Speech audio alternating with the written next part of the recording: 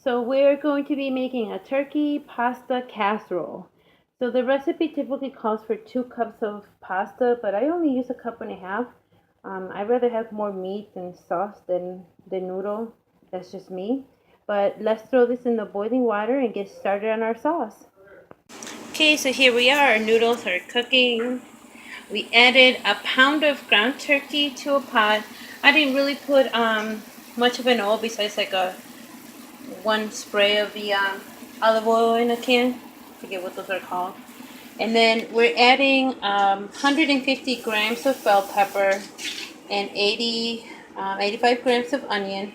Now, if I had to say, it would be like I don't know, maybe about a half a cup of onion and maybe like a cup of bell pepper.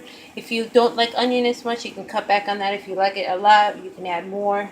Same thing with the bell pepper. There's really no true measurement to that. You can add as much or as little as you want. I would say just as long as it doesn't, well, even if I was gonna say as long as it's not more vegetable than meat, but even then, it's gonna still taste delicious.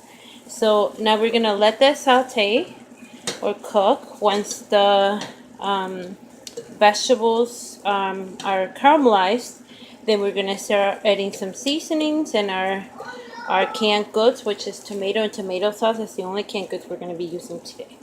All right, let's keep going. Okay, so here's our meat. It's still browning a little bit. So what we're gonna do is add the spices now. What I have is about a teaspoon of chili powder, but a teaspoon of garlic powder, half a teaspoon of black pepper, half a teaspoon of oregano, and then we'll add salt. Okay, time to add our sauces in. We're gonna add one diced tomato. I kind of like the one that comes with the base of garlic and oregano because it kind of, marries with the seasonings already added, and then a tomato sauce. You could add 2 of these, but I kind of like the mixture of the 2 flavors. And you're supposed to add a little bit of sugar to sweeten the sauce, but I add stevia instead of the sugar. If you're going to be using sugar, use about a half a teaspoon or less depending on how sweet you like your sauce. So let's add that to the mix now.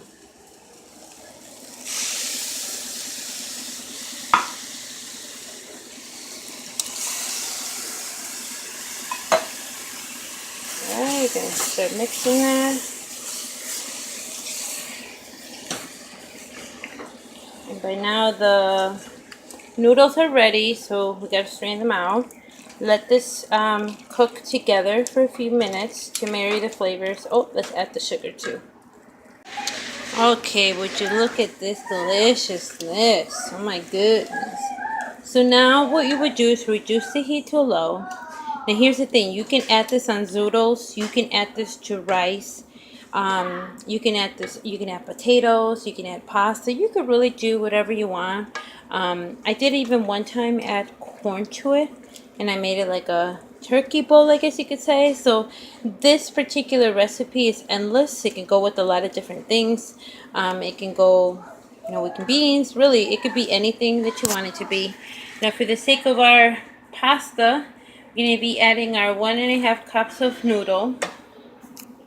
Mix that.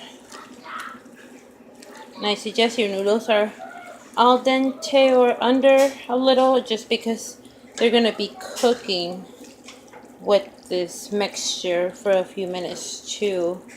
Okay, and then here's the option. You have 2 options. You can either put this in a pan, sprinkle the cheese on top, and put in the broiler for, just as soon as your cheese melts.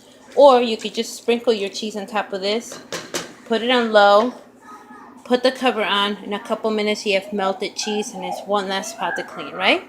Let's do that. Here it goes. Now we cover it.